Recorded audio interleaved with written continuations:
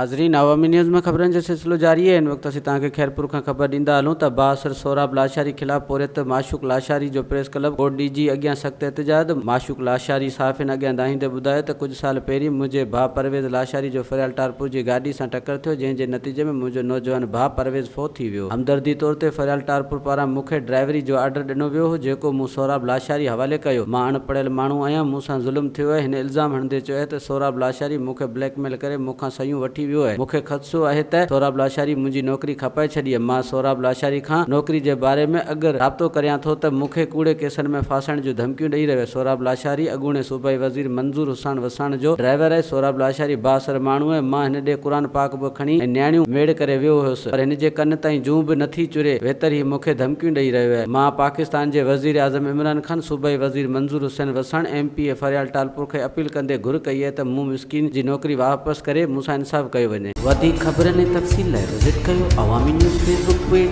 YouTube page ऐं अवामी news website.